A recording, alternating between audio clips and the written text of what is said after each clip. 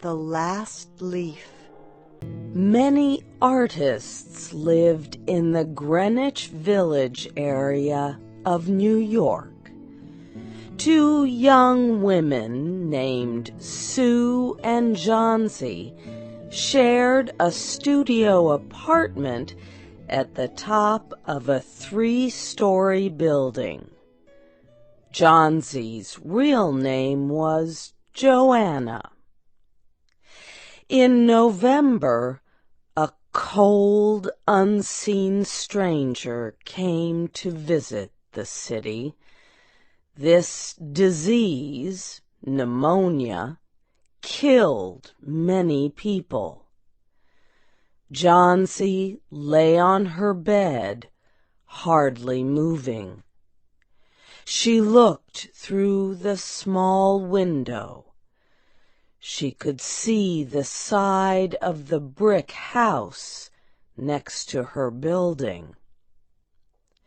One morning, a doctor examined Johnsy and took her temperature. Then he spoke with Sue in another room.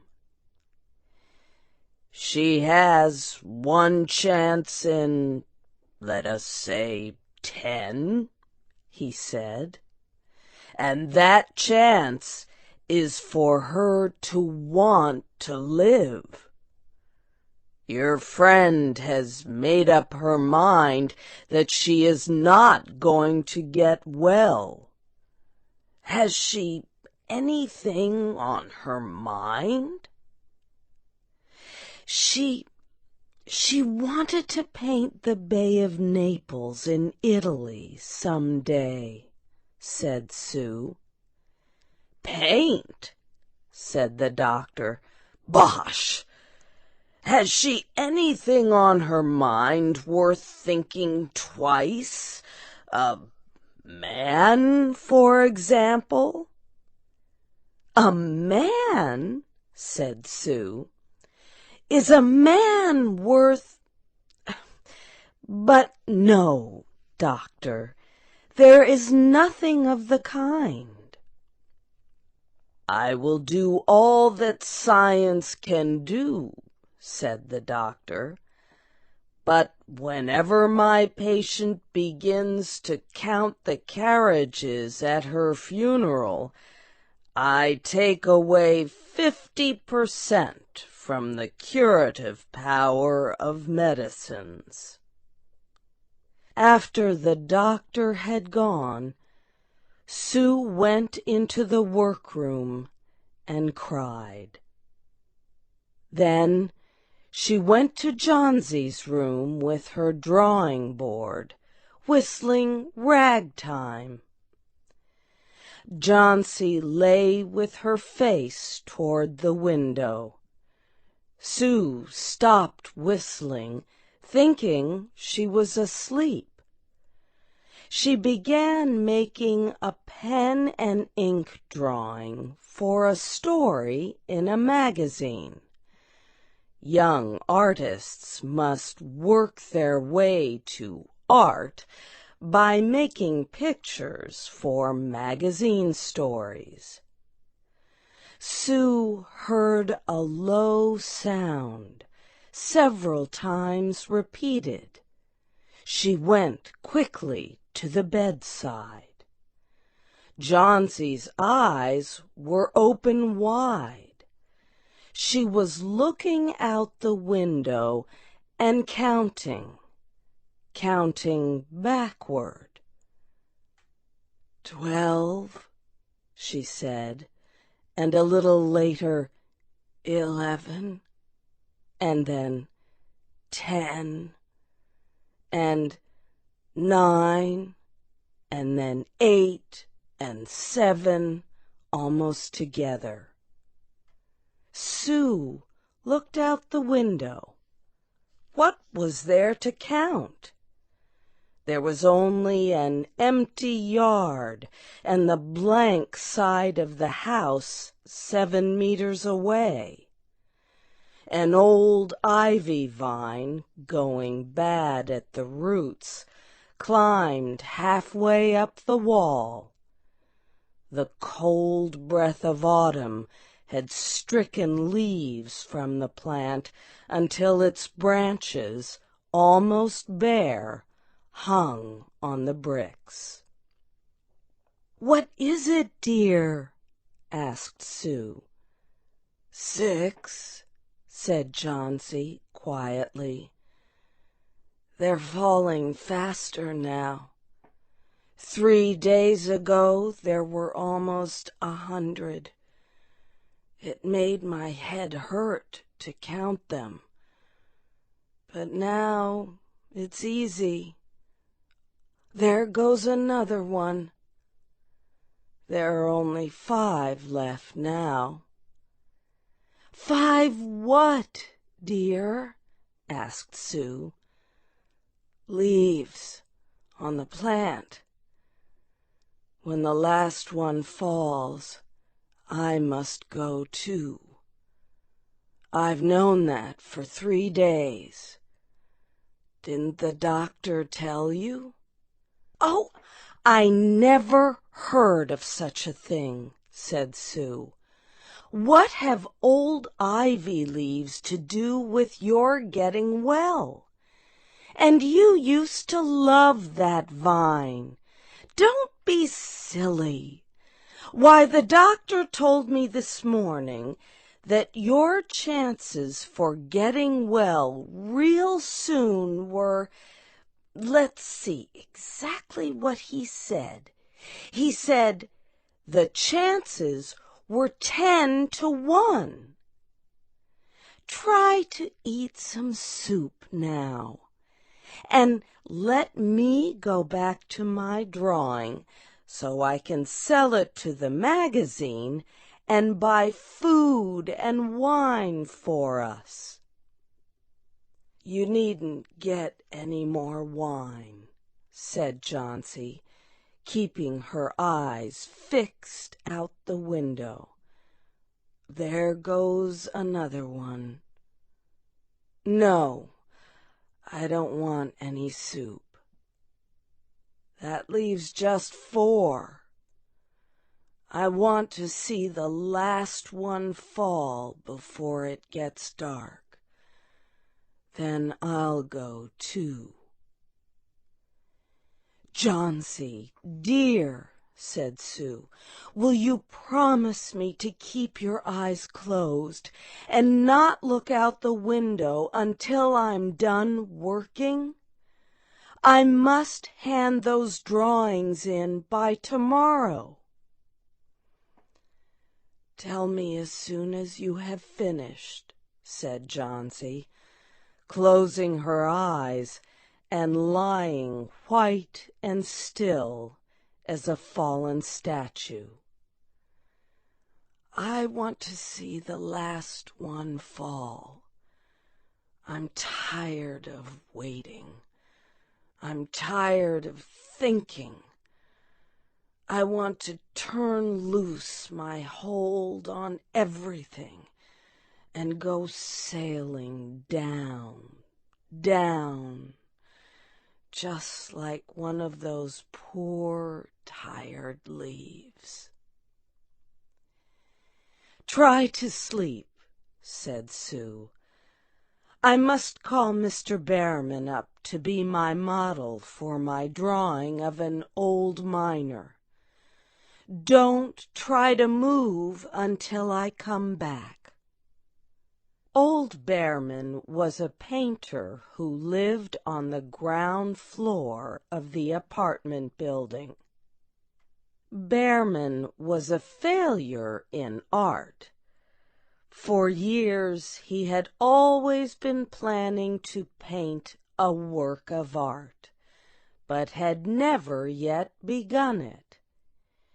He earned a little money by serving as a model to artists who could not pay for a professional model.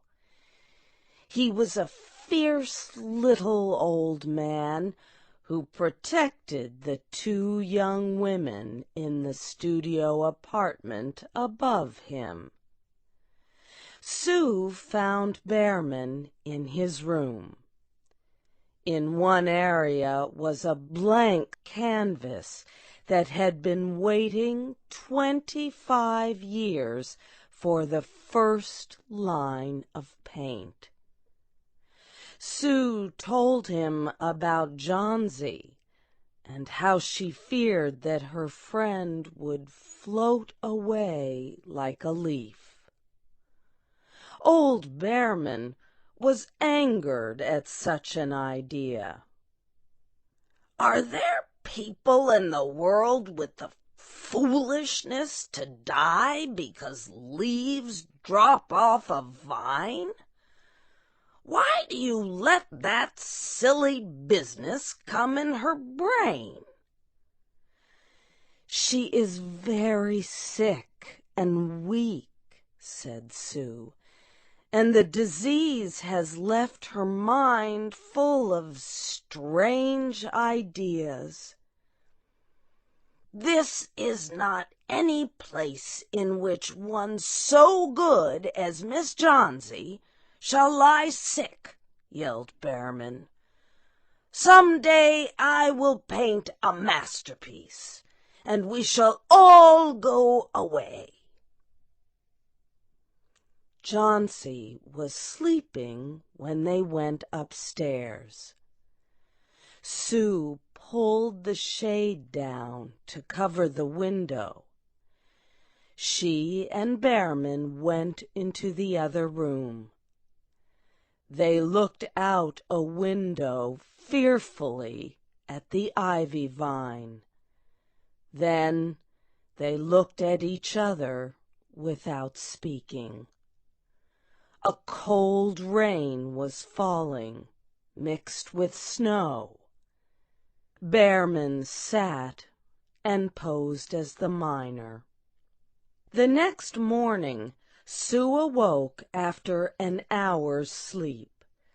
She found Johnsy with wide-open eyes staring at the covered window. "Pull up the shade. I want to see," she ordered quietly. Sue obeyed.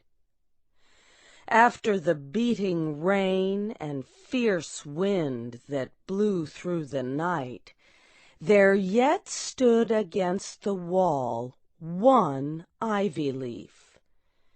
It was the last one on the vine. It was still dark green at the center, but its edges were colored with the yellow. It hung bravely from the branch about 7 meters above the ground. "It is the last one," said Johnsy. "I thought it would surely fall during the night. I heard the wind. It will fall today, and I shall die at the same time." "Dear, dear," said Sue, leaning her worn face toward the bed, "think of me if you won't think of yourself. What would I do?" But Johnsy did not answer.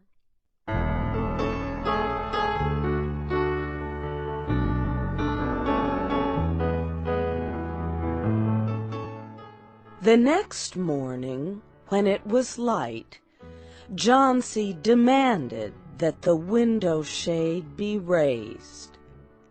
The ivy leaf was still there. Johnsy lay for a long time looking at it. And then she called to Sue, who was preparing chicken soup. "I've been a bad girl," said Johnsy. "Something has made that last leaf stay there to show me how bad I was. It is wrong to want to die. You may bring me a little soup now." An hour later she said, "Some day I hope to paint the Bay of Naples." Later in the day the doctor came, and Sue talked to him in the hallway. "Even chances," said the doctor. "With good care you'll win. And now I must see another case I have in your building. Behrman, his name is, some kind of an artist, I believe. Pneumonia, too. He is an old, weak man, and his case is severe. There's no hope for him, but he goes to the hospital today to ease his pain." The next day the doctor said to Sue, "She's out of danger. You won. Nutrition and care now. That's all." Later that day, Sue came to the bed where Johnsy lay and put one arm around her. "I have something to tell you, White Mouse," she said. "Mr. Behrman died of pneumonia today in the hospital. He was sick only 2 days. They found him the morning of the first day in his room downstairs, helpless with pain. His shoes and clothing were completely wet and icy cold. They could not imagine where he had been on such a terrible night. And then they found a lantern, still lighted, and they found a ladder that had been moved from its place, and art supplies, and a painting board with green and yellow colors mixed on it. And look out the window, dear, at the last ivy leaf on the wall. Didn't you wonder why it never moved when the wind blew? Oh, darling, it is Behrman's masterpiece. He painted it there the night that the last leaf fell. You have heard the story The Last Leaf